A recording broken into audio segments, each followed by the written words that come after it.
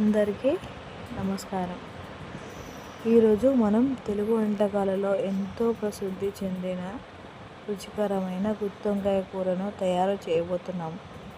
ఈ కూరలో చిన్న వంకాయలను ప్రత్యేకంగా మసాలాలతో నింపి నెమ్మదిగా ఉడికిస్తారు. అందుకే దీనికి అద్భుతమైన రుచి, సువాసన వస్తాయి.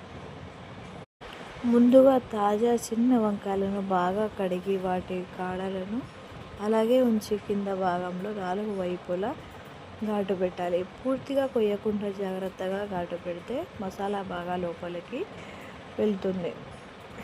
అదేవిధంగా ఇప్పుడు మనం మసాలాలన్నీ కూడా తయారు చేసుకోవాలి. అదేవిధంగా తయారు చేసిన ఈ మసాలాలను ఒక్కొక్క వంకాయలలో జాగ్రత్తగా నింపాలి. అన్ని వంకాయలలో అలానే నింపాలి. అదేవిధంగా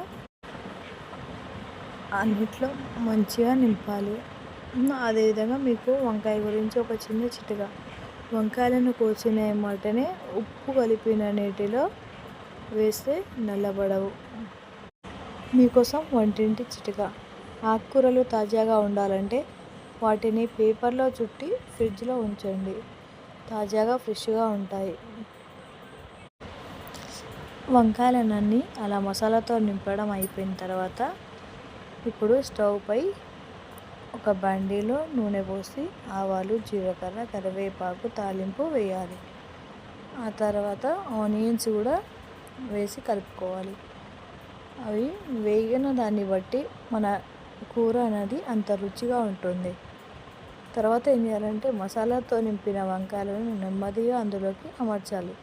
మిగిలిన మసాలాను కూడా పైన వేయాలి.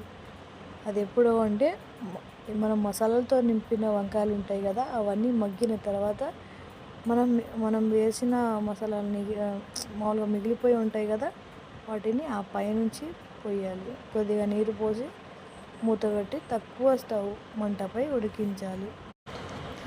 ఇలాంటి రుచికరమైన మన తెలుగింటి వంటకాల కోసం మా ఛానల్ను సబ్స్క్రైబ్ చేయండి, లైక్ చేయండి, షేర్ చేయండి, కామెంట్ చేయండి. Thank you to all.